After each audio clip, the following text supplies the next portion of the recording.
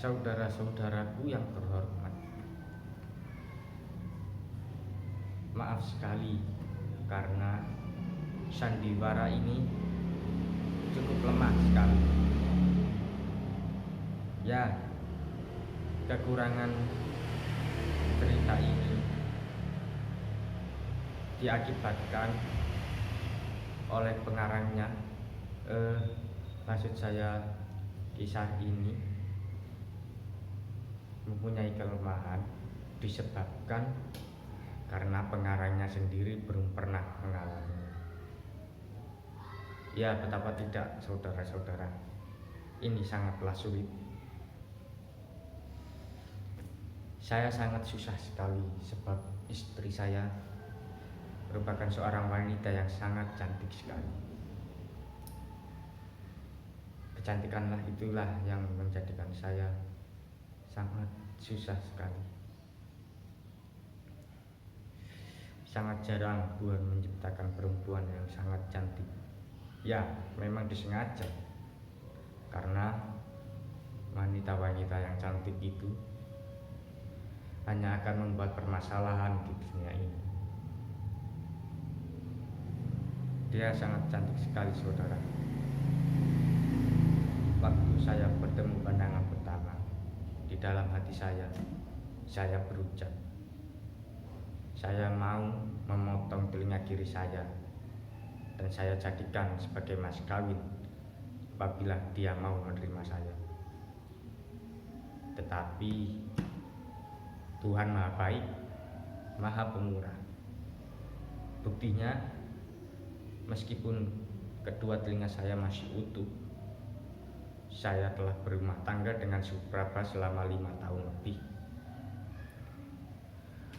Walaupun dia telah mempunyai 2 anak,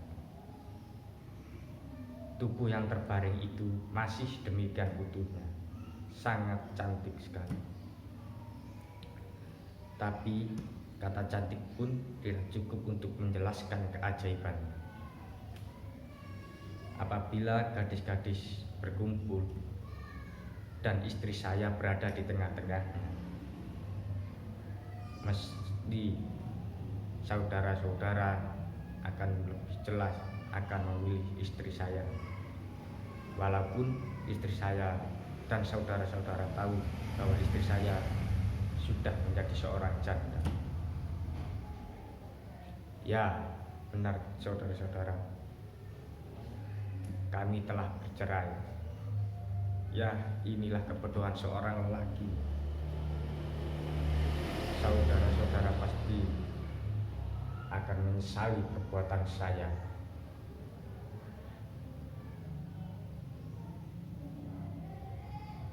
Orang yang tidak bisa merasakan penyesalan akibat kebodohan dari diri saya hanyalah para koruptor. Ya, memang mereka sudah tidak bisa merasakan harmoni dalam dunia. Padahal harmoni adalah kesempurnaan, dan istri saya sempurna dalam semua hal.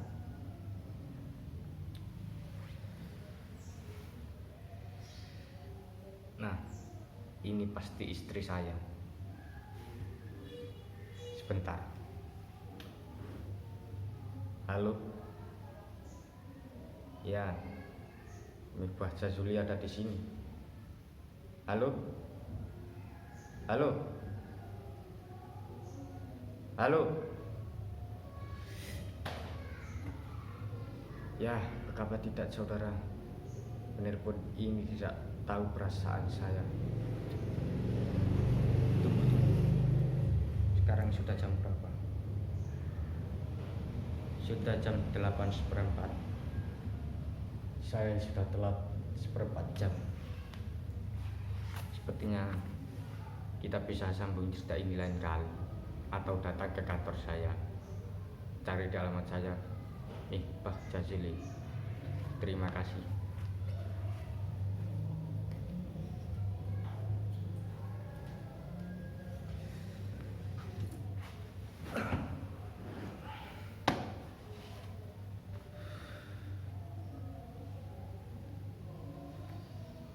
Ya, semoga perdagangan internasional tidak terganggu dengan ketidakhadiran saya. Tapi saudara, tunggu dulu. Anda semua tidak bisa mengecap saya seenaknya saja sebagai seorang pemalas. Anda semua bisa bertanya kepada Pak Sukandar tentang kerajinan milik Pak Jazuli. Pasti Pak Sukandar akan memilih kata-kata terbaik untuk kerajinan saya. Dan bahkan kalau Anda semua percaya, ini adalah hari pertama saya membolos kerja. Ya, seperti yang Anda lihat, tubuh saya sangat lesu, bukan? Ya Tuhan, saya sangat merindukan istri saya,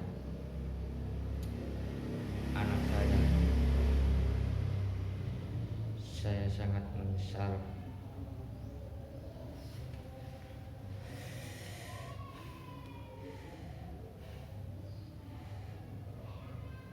Saya sedang, andai saat itu tidak dirundung rasa cemburu, pasti keadaannya tidak seperti ini.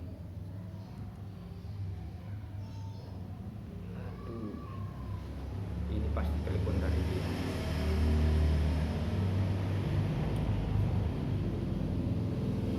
Ya, Pak Jazuli ada di sini.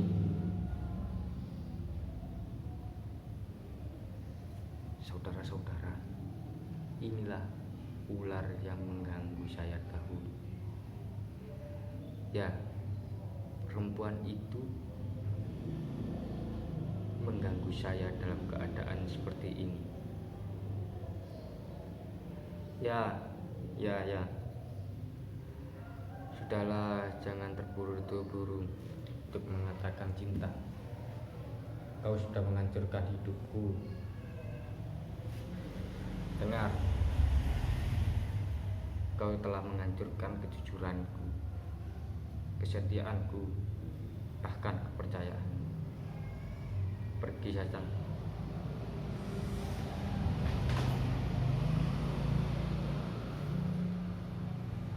Betapa saya tidak marah. Sudah berapa puluh juta uang saya dan uang kantor saya habiskan untuk berfoya-foya untuk wanita itu. Ya, memang benar saudara, saya telah dekat dengan seorang wanita sewaktu saya tengah ribut di pengadilan agama soal perceraian kita. Tetapi saya ditipu. Uang saya, bahkan uang kantor, ludes, dan sebentar lagi bulan Desember akan ada pertanggungjawaban keuangan. Ya, inilah saudara, inilah penderitaan itu.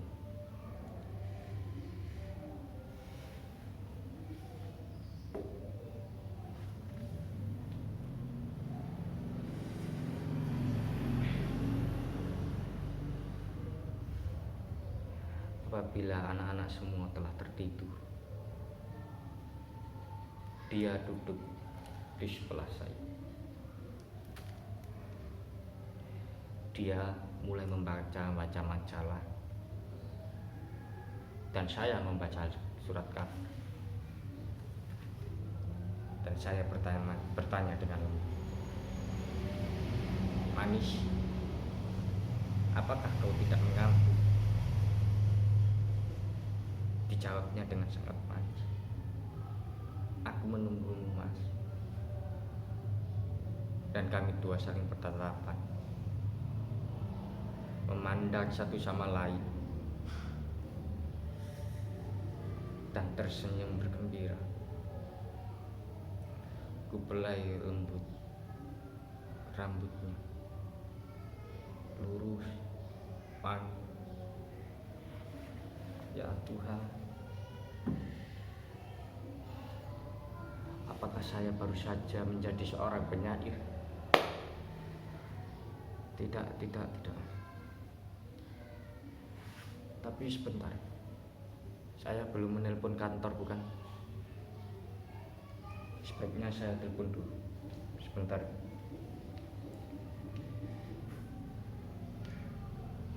Halo?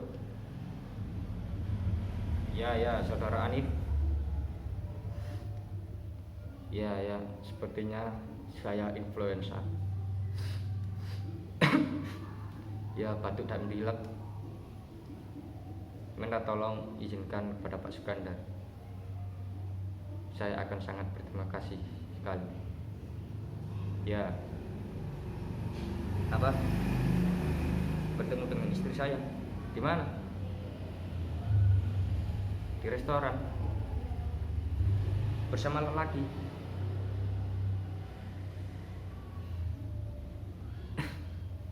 Ya, saya yakin. Ya, pilek. Terima kasih.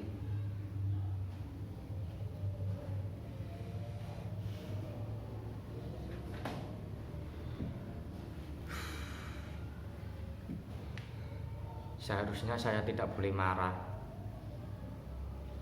Ya, bukankah dia bukan lagi menjadi istri saya? Tapi saya sangat marah. Ya, sangat saya marah. Persetan dengan semuanya. Saudara bisa mengira bukan apa yang terdapat di dalam hati saya. Saya benar-benar butuh pistol. Ya, pistol. Saya akan bunuh semuanya sekaligus.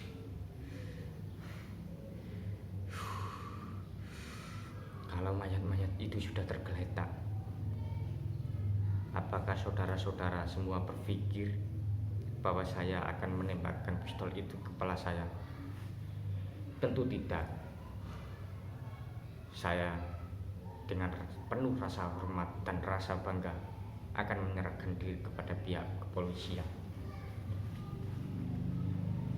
Saya akan mengakui segala perbuatan saya dengan penuh hormat dan rasa bangga. Ya, kenapa tidak? Tidak menutup kemungkinan bahwa polisi itu akan segera membuatkan saya secangkir teh dan membawa saya ke ruangan yang sangat pengap. Keesokan harinya saya akan diadili di depan pengadilan. Apakah saudara tahu apa yang akan saya katakan? Saya akan mengatakan bahwa orang-orang yang mengganggu ketentraman masyarakat harus dikirim ke neraka jahanam. Bukankah di Indonesia sendiri setiap warga negaranya wajib untuk menjaga ketentraman di dalam masyarakat? Saudara-saudara juga pasti tahu apa yang nanti dikatakan oleh hakim. Ya, dia pasti akan menjebloskan saya ke Nusa Kambangan seumur hidup. Lalu saudara berpikir bahwa saya akan pingsan dan terkejut mendengar vonis dari hakim itu? Tentu tidak. Saya lebih percaya bahwa Tuhan lebih tahu perasaan saya ketimbang hakim itu. Saya juga sudah siap untuk menghabiskan hidup saya di Nusa Kambangan. Saya di Nusa Kambangan hanya cukup dan hanya membutuhkan sebuah kertas dan secari pena. Ya, benar saudara, saya akan menjadi pengarang. Saya akan tulis semua cerita saya, kisah saya, dan saya akan tulis secara detail tentang pembunuhan saya. Tentu nantinya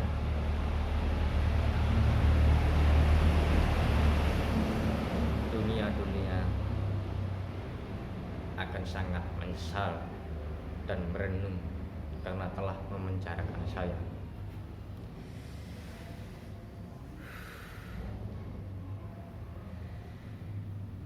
Tapi sebelum itu memang saya sudah siap dan nekat. Tetapi sebagai seorang pembunuh,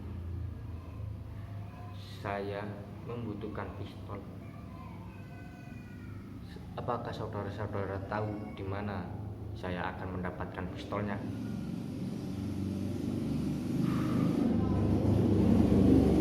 Ya, saudara-saudara, ini saya sudah sangat yakin saya akan menjadi seorang pembunuh. Tetapi saya bukan pembunuh sembarangan. Saya adalah pembunuh asmara. Ya benar saudara, pembunuh asmara. Saya telah mendapatkan judul karangan ini. Persetan di mana pistol itu? Apakah saya akan terbang ke Amerika atau ke Dallas?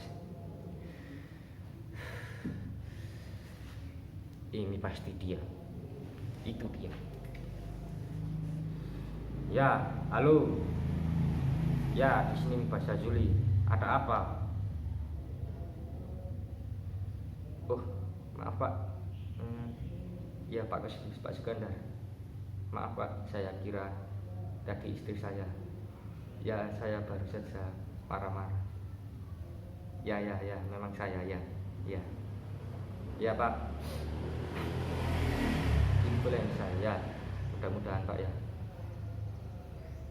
Saudara dengar, dia mengharapkan saya masuk besok pagi untuk mempertanggungjawabkan masalah keuangan. Ya Pak, insya Allah Pak. Apa ada pegawai baru? Siapa Pak? Istri saya Pak. Ya Pak ya. Ya terima kasih Pak, terima kasih. Sampai besok. Persetan, istri saya pasti sangat membutuhkan uang sekarang. Apakah saya harus mengasihani dia? Tidak, saya harus membunuhnya. Seperti menusukkan pisau pada singa betina. Ya, pisau. Saya butuh pisau. Ya, pisau saja. Persis. Ini pasti dia. Sekarang pasti dia. Kasir di sini. Kasir PT Beli Warna. Apalagi Jana. Ular betina ini datang lagi. Dan dia telah menjadikan saya sebagai koruptor. Apa? Yes. Tutup mulut lu. Cari saja laki-laki yang lain yang lebih kaya dari saya. Toh kamu seorang petualang.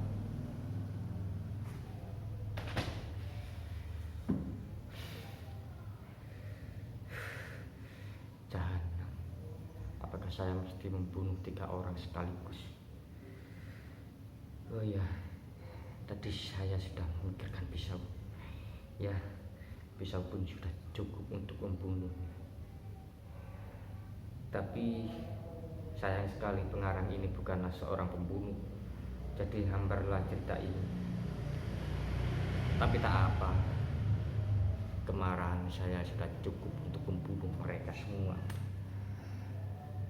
Namun saya sebaiknya memaki-maki dulu mereka. Ya, saya nista dulu. Saya harus nemenin pun.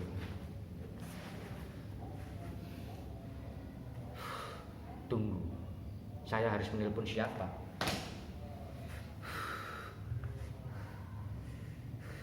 Lebih baik saya rencanakan dulu matang-matang bagaimana cara saya untuk membunuhnya.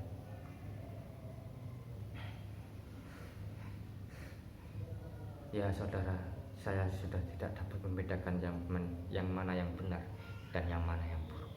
Bahkan untuk bicara saja saya sangat kesulitan. Ya, mental seperti ini sudah cukup untuk saya menjadi pembunuh. Tapi saya ingin menjadi pembunuh yang baik dan membentukkan rencana dengan sebaik mungkin untuk membunuh mangsanya. Ya, di bulan yang berkabut, di malam yang dingin, ya saya bayangkan seperti itu. Saya akan masuk melalui halaman rumah. Saya sangat yakin bahwa laki-laki itu ada di sana. Saya sangat yakin. Dan saya akan mengetok jendela. Saya akan membiarkan mereka berdua melihat saya dengan wajah yang sangat ketakutan. Dan ketika laki-laki itu akan meminta pertolongan, pisau itu sudah menancap di pusarnya. Istri saya akan menjerit, tapi sebelum dia bisa menjerit, pisau sudah tertancap di dalam perutnya. Ya, ketika kedua mayat itu sudah tergeletak di lantai, saya akan mengatakan, ini terpaksa, keadilan menuntut balas.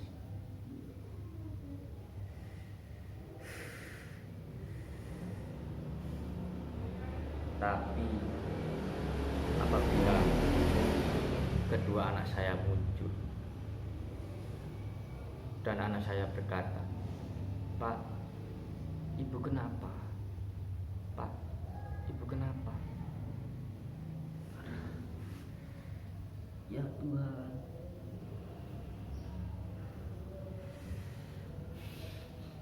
ya saudara, saya memiliki anak, Ita dan Imam, berumur 5 dan 4 tahun. Mereka sangat manis. Saudara-saudara bisa membayangkan. Semangat hidup saya berasal dari mereka berdua. Ketika mereka berbicara kepada saya, "Pak, ke kantorlah. Pak, susulah ibu." Saya lekas berkata, "Ya Ita, ya Imam." Ya, memang dengan rasa cemburu saya tidak bisa menghancurkan dan membakar bunga-bunga yang sedang bermekaran. Ya, sebaiknya saya sekarang lekas menuju kantor. Saya akan menanggung dan mempertanggungjawabkan semua perbuatan tentang keuangan saya di kantor kepada Pak Sukandar. Saya akan mengganti uang kantor dengan menjual beberapa perabotan di rumah. Ya saudara, saya akan pergi. Saya tak tahu lagi apakah itu laki-laki yang buruk atau wanita-wanita yang buruk. Yang saya tahu adalah anak saya. Saya tidak bisa menghancurkan kehidupan mereka.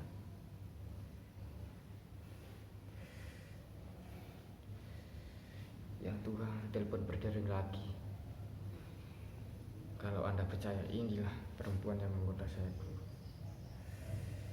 Ya, Ipasya Juli.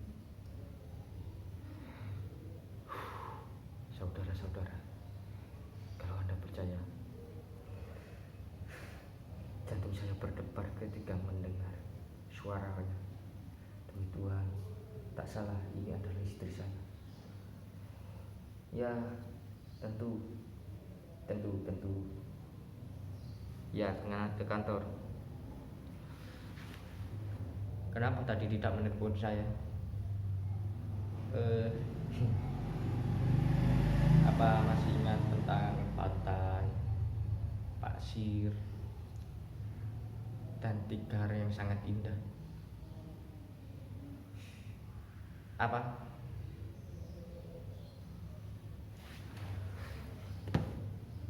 Saudara-saudara, apakah ini adalah sebuah penghinaan? Istri saya mengundang saya ke rumahnya nanti sore untuk menemui lelakinya yang akan menjadi suaminya. Dia meminta pendapat apakah lelakinya cocok untuknya. Ya tentu bisa. Ya, sampai sore.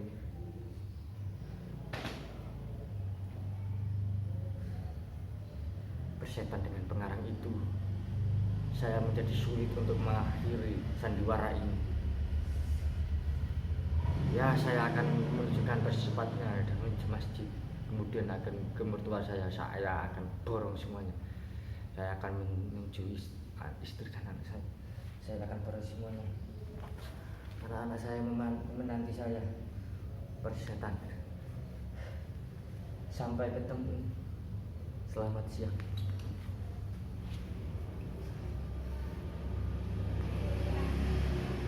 Tapi saya influencer bukan?